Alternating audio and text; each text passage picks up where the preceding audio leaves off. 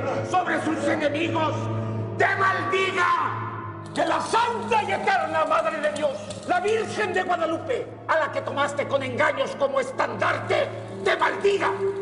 Que todos los ángeles, los principados, los arcángeles, las potestades y todos los ejércitos celestiales te maldigan. Y por todas las desgracias que le causaste al país, por la sangre derramada, por los robos, las rapiñas, por los sacrilegios que cometiste y por las muchas afrentas contra Dios, te expulsamos del seno de la iglesia. Casi siempre sucedía que al hablar con ellos de algunas de las cuestiones y al empezar a discutir el rol de los personajes históricos o cómo ocurrieron los hechos, se empiezan a referir cuestiones que están en las películas, pero que no son la realidad de la historia tal como la conocemos, y podemos hablar de una realidad de la historia.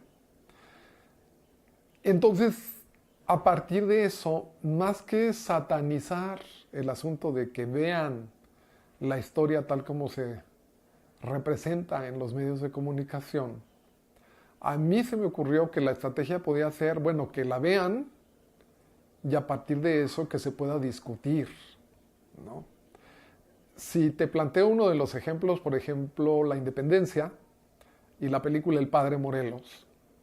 En la película se plantea que el hijo del Padre Morelos nació antes de que José María Morelos y Pavón fuera sacerdote, lo cual no es cierto. Juan Nepomuceno Almonte nació de un romance que José María Morelos y Pavón tuvo con Brígida Almonte, ya siendo ordenado sacerdote, ¿no?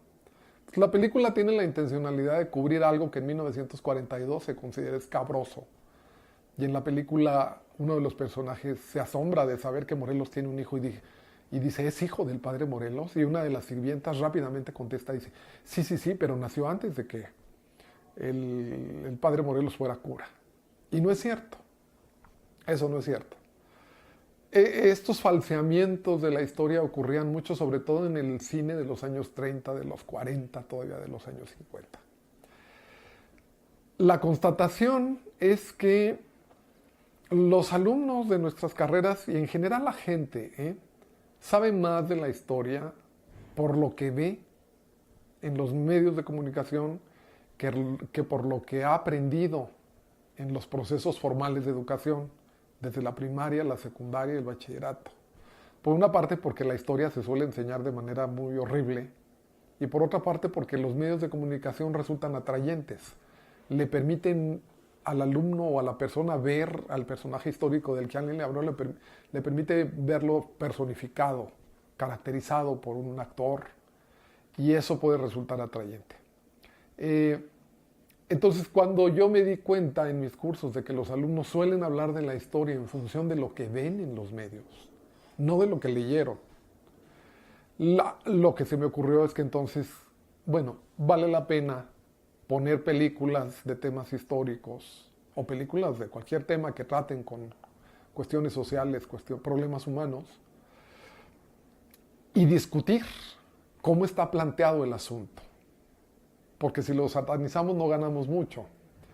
Más bien, sí que se vea, pero que luego se discuta por qué está construido de esa manera el planteamiento, por qué se utilizan tales o cuales argumentos, por qué un personaje es planteado de una manera, y hacer todo esto que varios autores como Pierre Sorlán y Marc Ferró proponen, que es tratar de dilucidar qué intereses están detrás de la producción de una película, qué ideas, de quién, con qué fines, en qué contexto. Y entonces el alumno o la persona en general puede llegar a tener claro si la película tiene distorsiones, falseamientos, ocultamientos.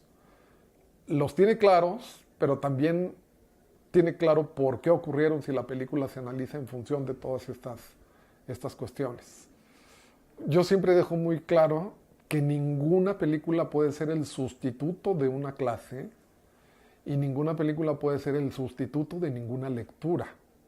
La película creo que debe funcionar como un detonador de la discusión, puede funcionar como un detonador para la curiosidad, del alumno si se le advierte de tales y cuales situaciones en la película, como para que por su cuenta se siente estimulado a indagar y a aclarar.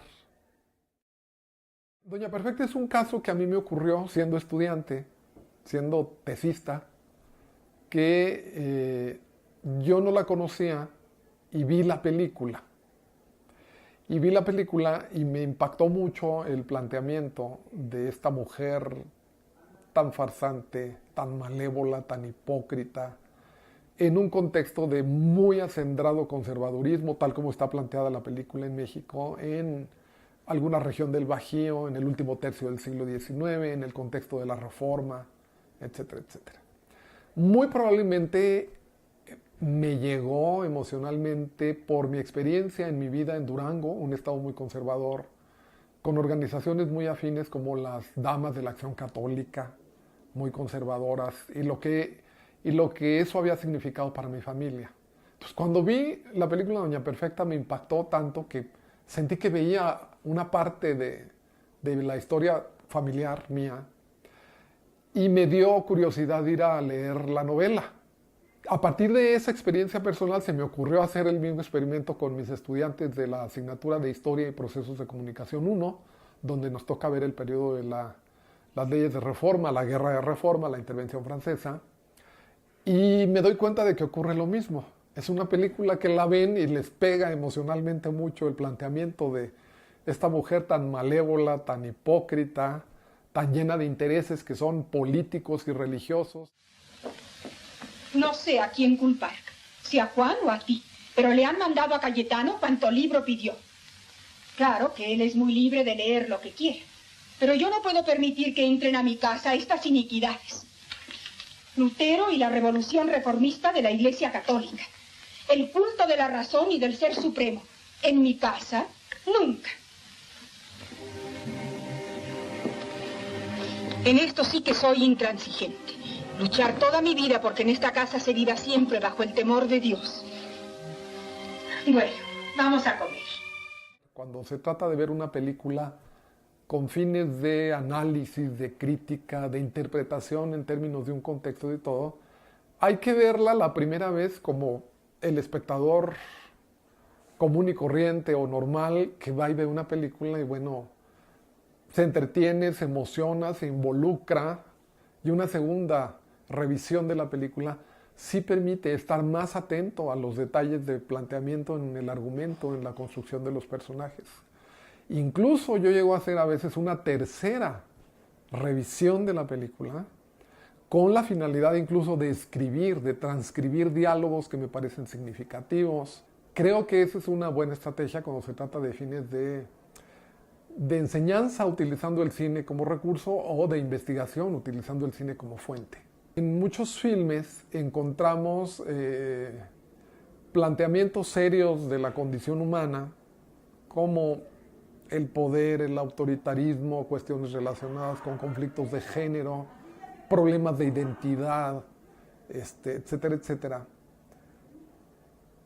Pero ver el problema planteado a través de una trama dramática, a través de unos personajes que caracterizan esas peculiaridades del ser humano, ayuda mucho para ilustrar y para acceder un poco mejor a un planteamiento profundo. Creo que ahora se lee menos de lo que se leía en otras épocas, o no sé si sea una falsa impresión mía. Se lee un poco menos y la posibilidad de devolver a los estudiantes a la lectura es un poco despertándoles la curiosidad primero con alguna cuestión que les abra la curiosidad y la gana de saber un poco más. Ante la realidad de que vivimos en un mundo de consumo de imágenes, de producción desmedida y consumo de imágenes, y ante la realidad de que los alumnos son hoy en día unos alumnos de un mundo de imágenes, no vamos a poder luchar contra ellas ni derrotarlas. No, lo que tenemos que hacer es justamente utilizarlas y tratar de revertir un poco el asunto, o si no de revertir, tratar de sacarle provecho, utilizándolas justamente, consúmanlas, úsenlas, pero hay que ir a fondo en los porqués de esa representación con ese tipo de imágenes y toda la trama de intereses que están detrás.